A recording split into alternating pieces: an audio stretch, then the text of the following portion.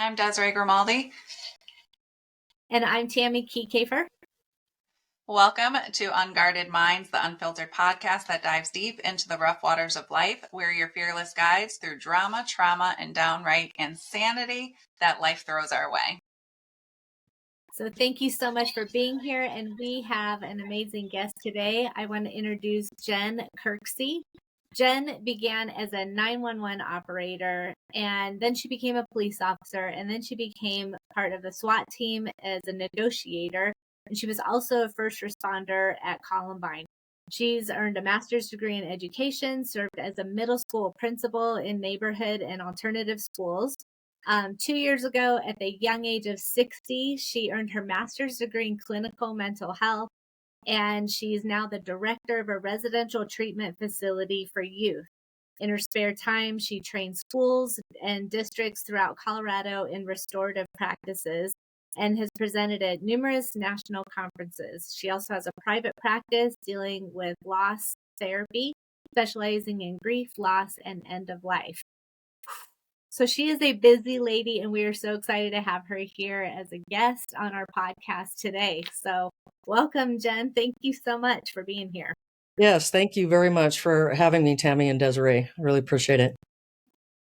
We're so happy you're here. So you have an extensive bio, but one of the things that we wanted to kind of talk about and focus on is your current role in that restorative position that you have within Colorado, which I'm sure just expands beyond that with what you're teaching people. But if you could just first explain what that is for people who don't know, and then we could kind of dive into how that all plays out. Okay, so two things. Currently, I'm the director of a residential treatment facility for youth. It is almost the highest level of therapeutic treatment for young people. And so that's kind of my day job. Probably about 10, 15 years ago, I was an assistant principal at a urban high school in Denver. And it was one of the first schools in the entire country to get a grant to implement restorative practices in schools. So I've been kind of doing that gig for a long time, and I have a partner in our business as the RJ Solution, and we travel to some training we've done outside of Colorado, but it's mostly schools within Colorado, training schools and districts in restorative practices, which is really about resolving conflict. I always say, raise your hand if any time in your life, if anyone has ever taught you how to resolve conflict. And pretty much no hands go up in the air. Most of us say that we're conflict avoidant, which is understandable. But restorative practices is about resolving conflict and repairing harm. And the hugest part of restorative practices is building community. Wow.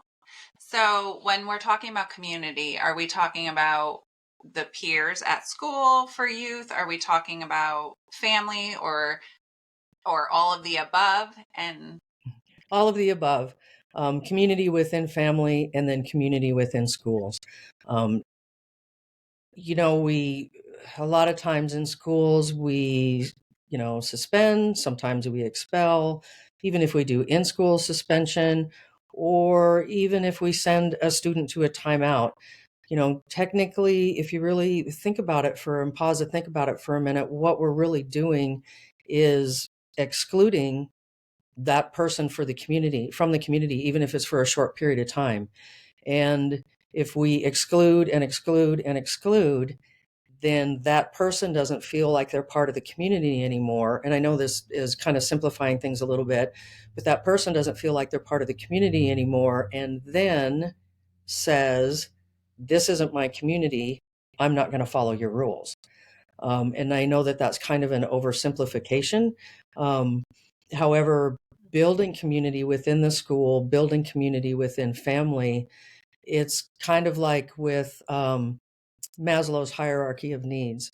What I always look at and kind of think about with that is, if you're in a situation when you're on the outs with your community, let's say it's your spouse, your children, that's your community, your neighbors, maybe the community at large. your larger family. And I'm talking really on the outs. Can you eat? Can you sleep?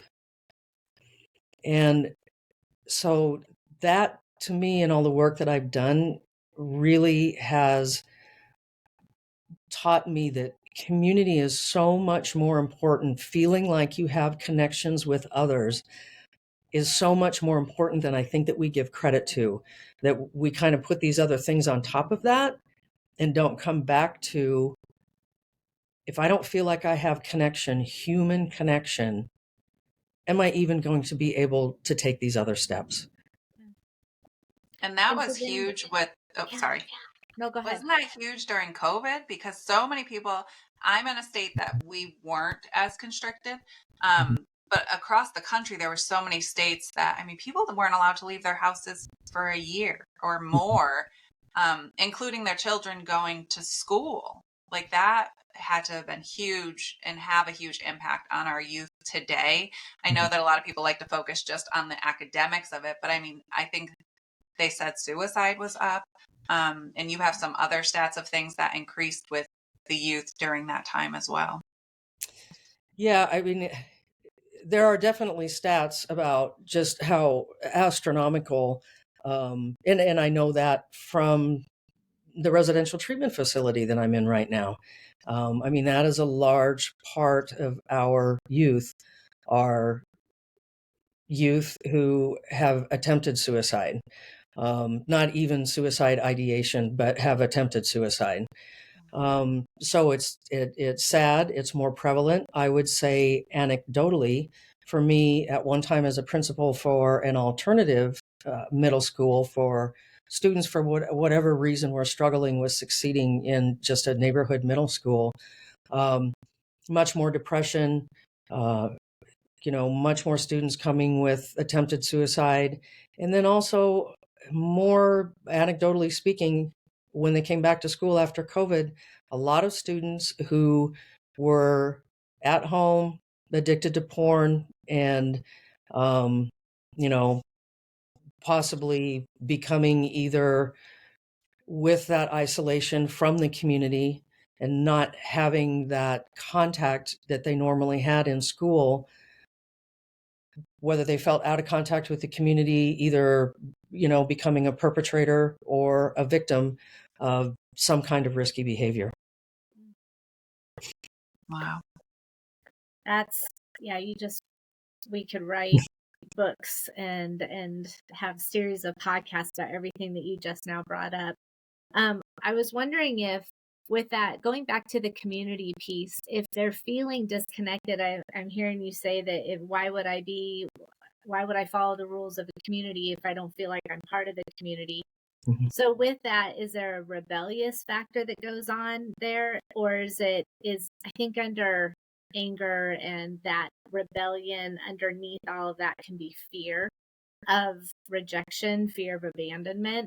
And then there's more of a behavior that comes from that is like, well, forget it. I'm going to hurt you before you hurt me. Or do you see that piece as like a bottom line factor, is just this fear of not, like, I don't know how to cope in the world. I don't want to get close to anyone. I don't want to be vulnerable. Yeah, I mean, I think a big part of it can be fear, in that if I step back into the community, the social anxiety that goes with that. Am I going to be rejected? Am I going to be accepted back into the community again? What is my place in this community now? Or do I even have a place in this community anymore? That would definitely be one side of it. But the other side that I see too is the disconnection from the community and the,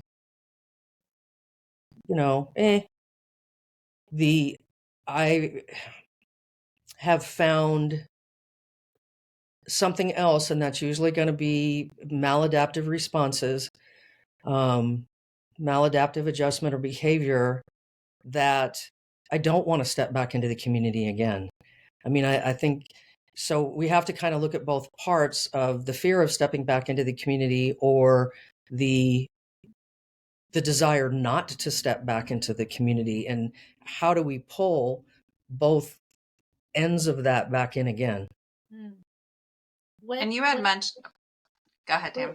What kind of maladaptive behavior and responses are you seeing? What does that mean?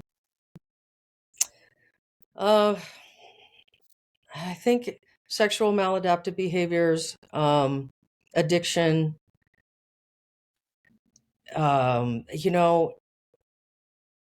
even so I saw this at the middle school, and I'm actually seeing this a little bit in residential treatment where I'm at right now. We also have an emergency use shelter, and I understand that. So we'll just say nicotine vapes aren't mind altering, except they're really mind altering in nicotine seeking, because nicotine is extremely addictive.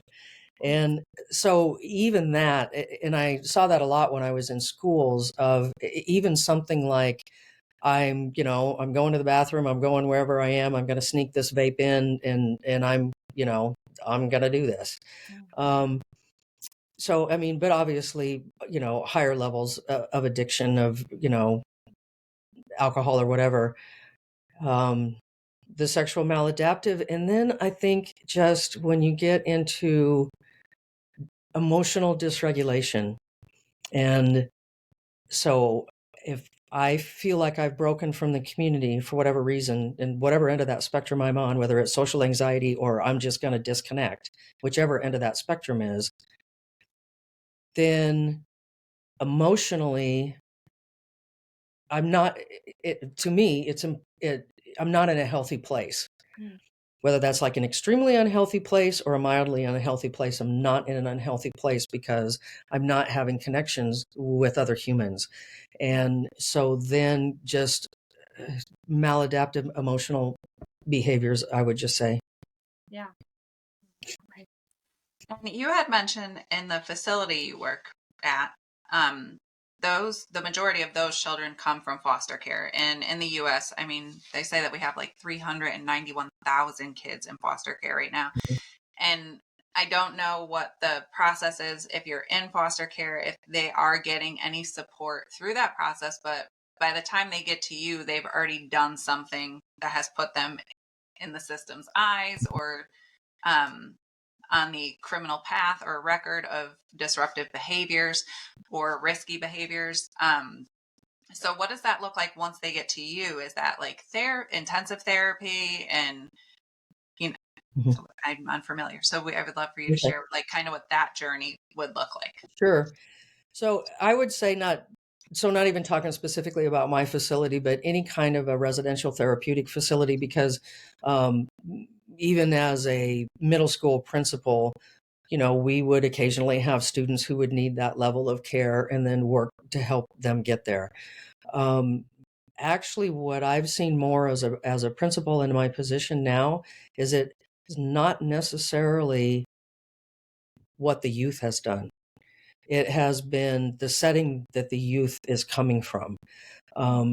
A lot of times leads to foster care and placements in emergency use shelters. So what we do, so anyway, that to me is really more the entry point into foster care than anything. I mean, it can be maybe an older adolescent that emotionally is really having a hard time regulating, and it has become unsafe in the home. That can happen, but usually, if I can just be straightforward, it's usually the adults in the home. All right. So then we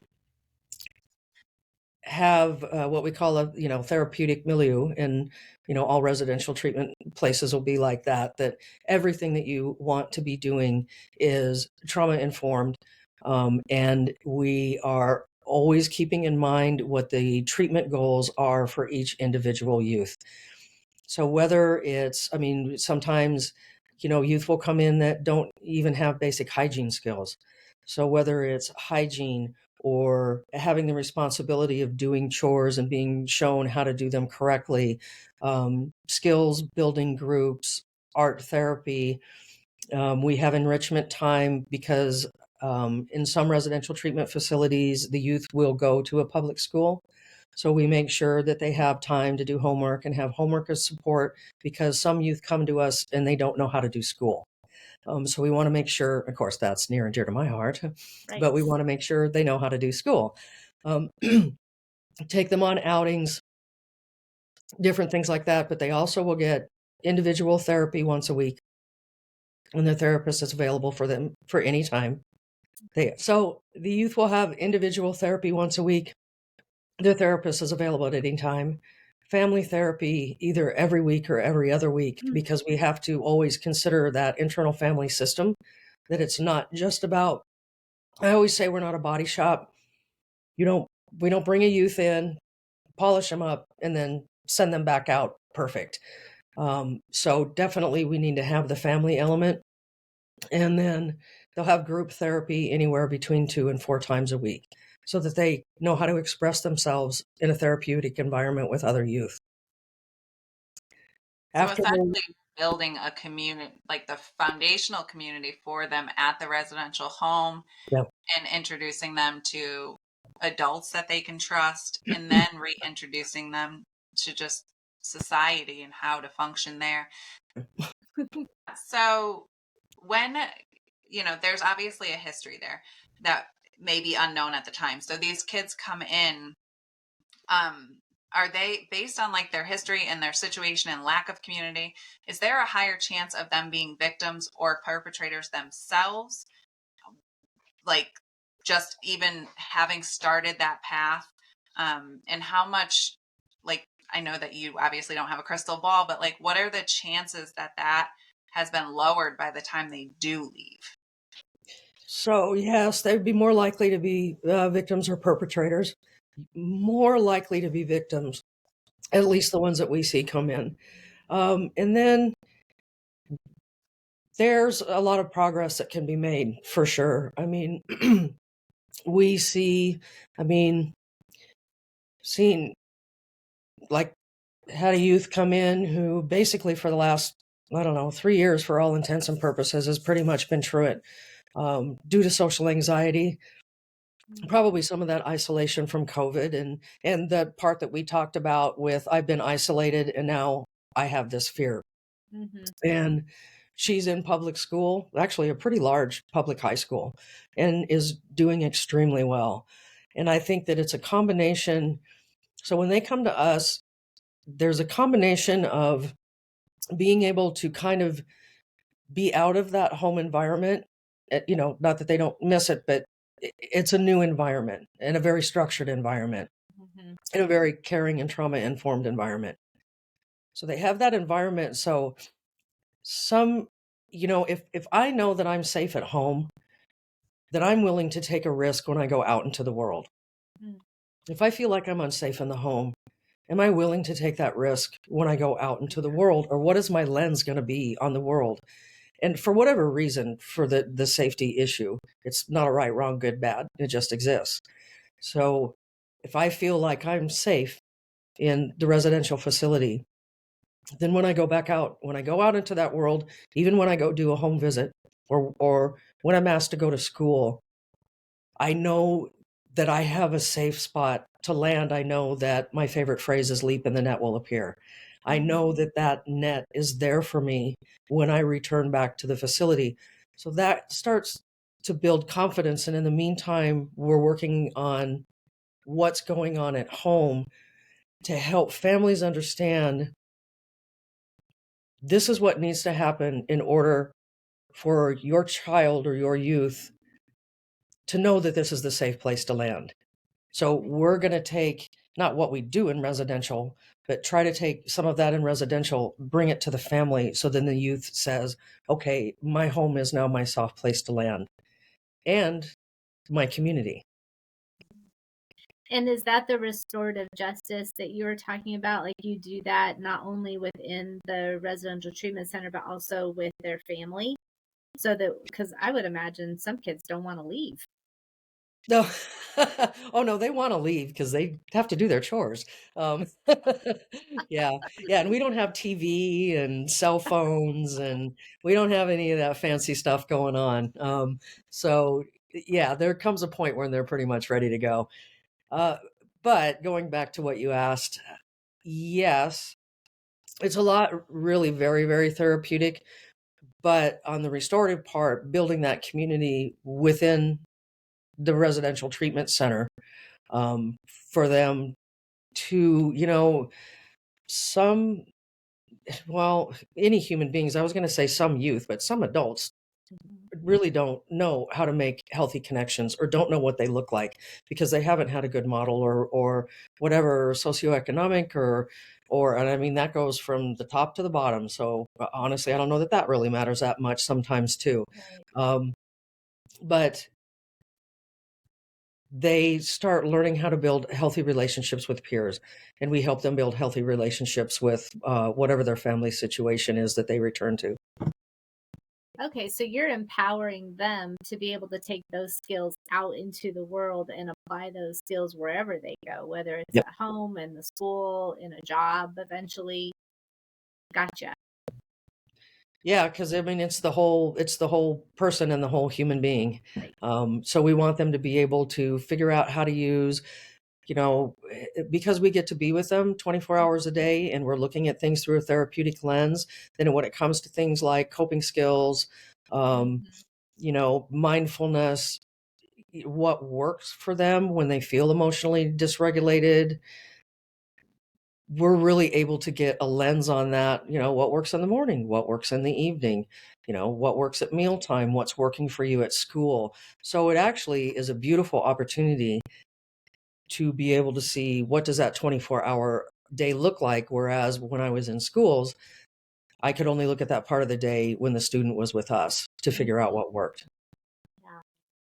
And it's baffling to me that, when not you, but when we talk about youth, like people not realizing what that isolation or seclusion looks like Mhm. or what it's doing to them, mentally and for their community. But we've done all this research for people in prison who, can't be in solitary confinement for too long. It's just baffling to me that we put so much into the situation after it's a problem and don't focus before it's a problem enough with the younger generation and youth. Um, so families maybe who aren't in the foster care system, like what are signs that they would want to look for that their child outside of them maybe doesn't have the community that they need or is stepping away from the communities that they've tried to push them in, because that could be long-term consequences of them. I don't know, the kids who are sitting in the house all day playing the video games and on the social medias and all that stuff, and they start to Mhm. retreat from that outside community, and what that may look like for them. Well, obviously isolation, or any kind of, risky risk-taking behavior, eloping, running away. But I think even stepping a step back from that is kind of that more, well, not kind of, it is the more preventative lens. So two things, if we're talking about school-aged youth, for school-aged youth, okay, first of all, they spend the majority time of their day at school, right? And therefore, I feel very strongly that schools need to step in. I mean, we have school-based therapists, counselors, social emotional learning lessons, and all that's fantastic, but also making sure that there's community building occurring, real community building. And I know that at the school where I had the pleasure of having Tammy's kids, we did community building circles every Wednesday, every morning, every class, everyone. And it was true community building circles, not a check-in, check-out. Hey, how are you today? Give me fist of five. How you feeling? Not that kind of stuff, but real deep questions. And maybe Tammy might be able to speak to that a little bit of any effect that you notice with your kids. So that kind of community building at school, and then the part at home. And home can be tricky, because we don't all have the privilege of working a 9 to 5 job. And I know that even for myself, raising my kids as a single parent, for a large majority of the time, it was my son at home and driving my daughter to dance during dinner time. So we did set aside some times where it was not optional. here's when family time is going to be, whether it's, Sunday at 5, we're going to have dinner, or I'm going to take you to a movie on this night of the week, and I'm going to go do something special with you to have individual time with each one of my children, so that it wasn't always, the three musketeers together, and having individual time with them. But I really think that it's that preventative part. I also know raising teenagers, and especially a teenage girl who is an amazing human being. They both are. But there was a period of time where it wasn't so amazing between us. And it's called teenage girls. But even then, and I don't, this probably isn't helpful at all, but what I would say to my daughter is I would never raise my voice, because I thought, whatever you do, Jen, don't create baggage. All right. Just don't do it.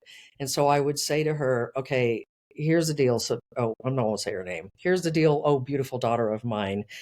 Your tone is not okay. So either change it or go to your room. Either way, I don't care which one it is, make a choice. But I always kept in the back of my mind that she's a human being that got a little bit dysregulated, but she's still a beautiful, wonderful person. And I think sometimes even holding that space, or letting that energy just be in the room, if we just stop for a minute, because it's hard sometimes as parents, for sure, or educators or whatever, to stop for a minute and say, you know what, I'm going to hold an energy that you are a beautiful human being. Okay, you're a little bit on my nerves right now. All right. But I want to make sure that I fill this space with love and connection, and just have that thought. I believe that goes a long way. I don't know. Yeah. Me and Tammy have talked about that too. Like, just, I have a teenage daughter. I'm um, sorry. a lot of people say that, and I am so thankful and blessed for her that we haven't really, I think her younger years, pre-teen, were worse than the teenage years. Mhm.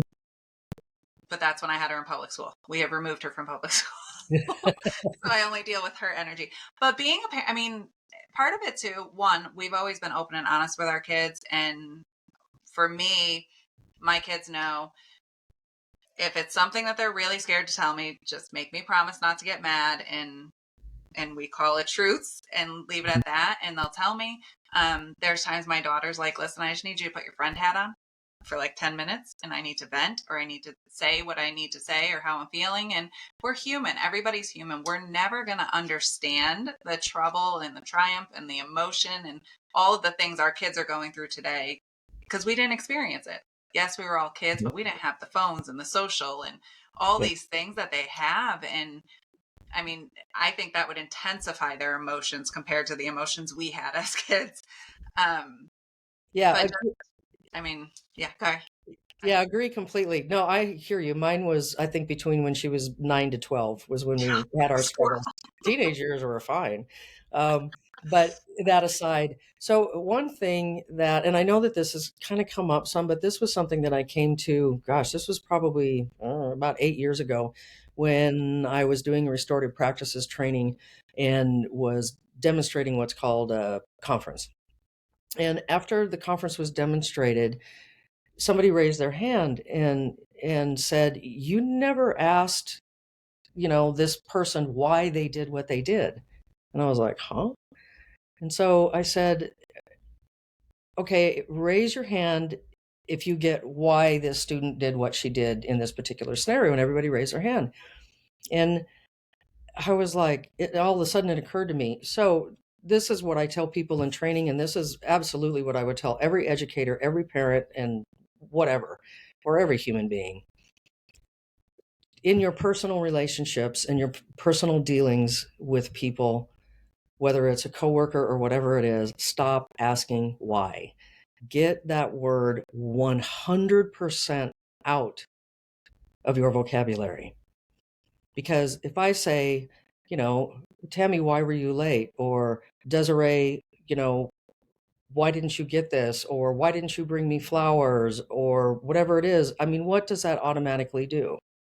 Put somebody on the defense. It puts people on the defensive. And it also puts people right back here in that primitive emotional reactive spot, right? Mm. Well, in restorative practices, we won't go through the whole thing, but we work with 4 questions. What happened? What were the effects?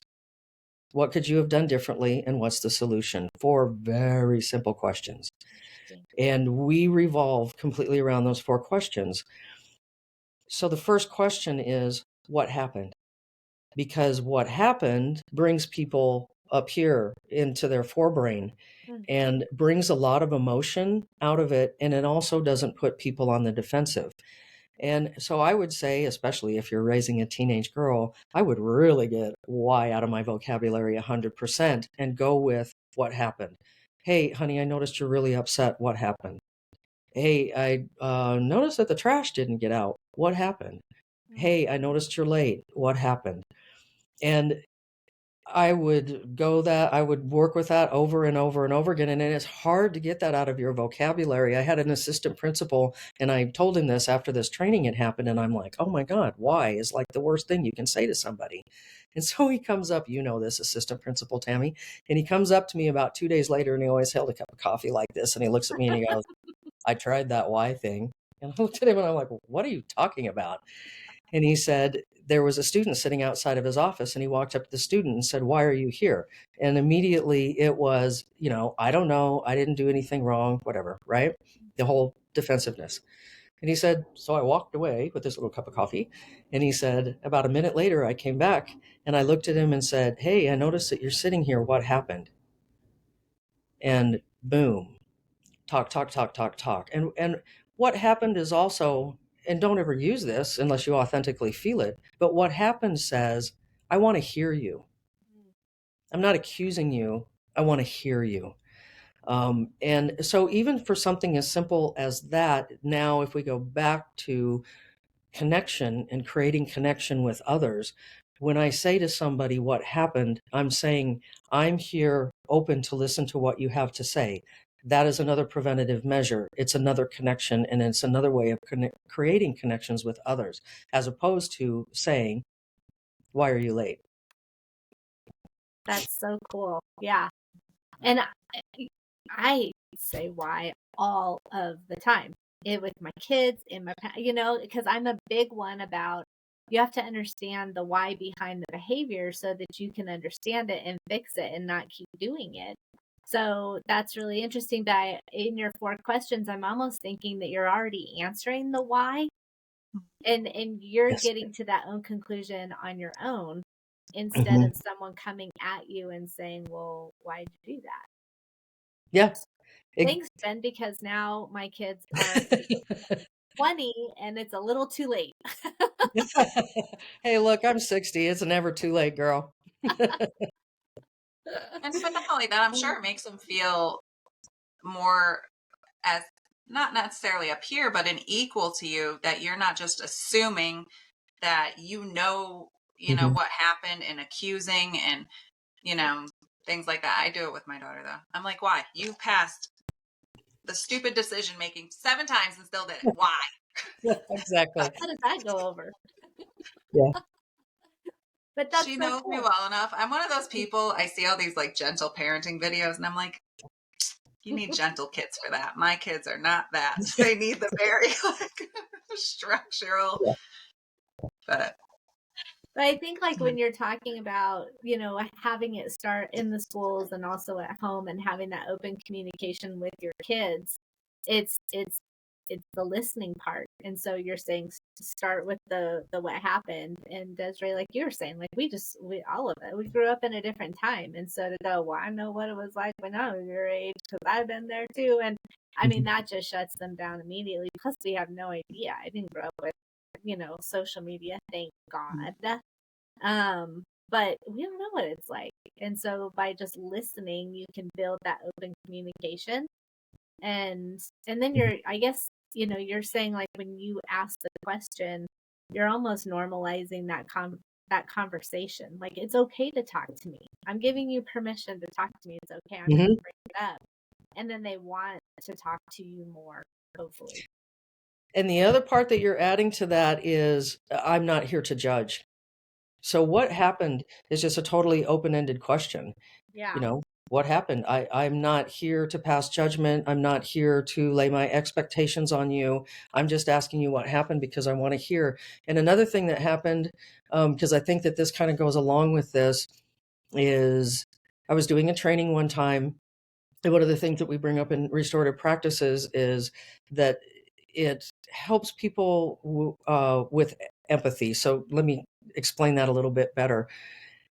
And somebody raised their hand and said, and this is like, and not a right, wrong, good, bad, nobody's fault. This is what we teach everybody. The way that you show empathy to another is to put yourself in their shoes. And I was like, this little light bulb that kind of goes off every once in a while.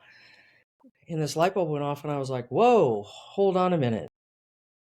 If I put myself in your shoes, what did I just put in your shoes?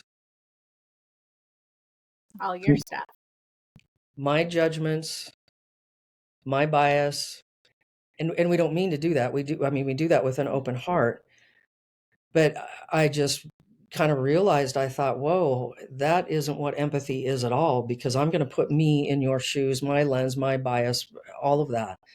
The only way to experience empathy, and this is where the what happened question comes in, because if I say what happened, I am set in a place that I'm going to listen to you, your perceptions, your judgments, your bias. So how's the only way that we can experience empathy is to listen, and not by putting ourselves in someone else's shoes. And so that really became a big learning for me, that, and kind of what I've just tried to bring a light to others is well-meaning to put ourselves in someone else's shoes. But really, if I want to know what it is to be Tammy, how do I know what it is to be Tammy? Only if Tammy tells me what it is to be Tammy. Then that's where the empathy comes in, which again is connection. And then welcome to the shit show. Come on, Tammy, let's go. And it's crazy because growing up and stuff, you always hear people like, don't judge or don't do this until you've put yourself in somebody else's shoes. Like it was always a saying. Yep. So, yeah. So from start to finish, by the time they're at the residential treatment center, you're doing a lot of reprogramming and relearning and even teaching from the baseline up of conflict resolution skills and coping mechanisms and I guess kind of even not avoiding things and being able to integrate. So from start to finish, you're saying that from by the time they get to you at the RTC, you're trying to help them rework the things that they have brought in with them, their past trauma, what was role modeled, all that. And you're teaching them coping mechanisms, you're teaching them communication skills, you're teaching them conflict resolution. And that's kind of, I mean, a big goal that you're working on with these kids, and then trying to integrate them back into their community. Yeah. Yes. Yeah. And I think I have been or am encouraged by the success, and that is, the feedback that we get. And it really is, like you said, working on the individual and the individual's trauma, helping them with that, the coping skills, and then really working on whatever the family dynamic is that they return to. So it absolutely takes all three pieces. And like I said, we're all human beings. It's not a body shop work. We're not going home perfect. There's still things to work on, but also helping the family with, this is what we see maybe these particular times of day, or, here are the signs. And I guess the really neat thing is that we make sure that the kids know exactly what their signs are. They could tell you. I could go to any youth and say, hey, what are your treatment goals? what does it look like? And the youth workers work with them on that. This is what it looks like when I'm happy. This is what it looks like when I'm sad. This is what it looks like when I'm about to get angry. And these are the things I need to do. So all of the youth workers, God bless their souls. They are absolute angels. They know what the youth treatment goals are. The kids do. And so they're able to articulate that. So even when they go home, they know in the back of their mind what they need to work on, and what their triggers are and what their coping skills are. And that's got to be super empowering to them too. Yeah. Mm-hmm. Like Yeah. they know exactly how to identify. They know where they have a path laid out, where they're going, how they're getting there, and what that outcome looks like. Yeah, exactly. Yeah, it is. It's really neat to see the progress. And the youth, on average, are, because I know this is a question that would come up, usually about 3 months, 6 months on the outside, but 3 months is pretty typical. Now, when they leave, do they go back to the same foster family, or do they kind of get potentially stuck back into the system and have to find a new foster home? Or Generally, no. Generally, they will go back to whatever family situation they had when they came to us, because such a huge part of the treatment is working with that whole internal family system. That if a youth is referred that doesn't have a family to discharge to, sometimes residential facilities will take them, and unfortunately sometimes not, but you've got to have that family system to work with, because the reality of the situation is if a youth doesn't have a family to return to, then that generally means they're under the custody of the state. And we will take youth who don't have a family to return to, but then the worker has to be able to find a foster home for them to discharge to. And look, the reality is, folks, it's hard. It's really hard. And then the only other option is an emergency shelter. And so there's a whole system out there that I don't think people really understand or familiar with. I just can't emphasize how much need there is. So at the risk of being overwhelmed, I try to really just focus on what we're doing for these kids in residential treatment, because it can, like a lot of things, can get a little overwhelming. And then when youth discharge, we make sure whatever county they discharge to, and I'm sure this is typical across the whole country, that we have therapy set up for them, that they have medication management set up, that they have, a lot of times, each state is so different, but a lot of times there'll be in-home services, and so that somebody will come into the home to be able to continue the work that's been done. So it's not like they get discharged out of residential and then it's like, boom, you're on your own. There's still a lot, making sure that they have the health care and doctor's appointments are set up and all of that, so that the work that's done in residential, that there's that safety net continues through into the family. Yeah. Passing the baton and hoping that all the systems continue to work together. Yeah. Mm-hmm. So, Desiree, do you have any other questions? Or no, I think we covered a lot of it. So far we've, community is super important. Having mutual respect and treating your children as somewhat of an equal in their emotional state anyway, and in their judgment, and asking them questions, not using why, is a big one that, as a parent, these are things I would take away. And it's certainly overwhelming for parents to create that outside community. I mean, we're running around to sports and activities 12 to 16 hours a week outside of work and school. Mhm.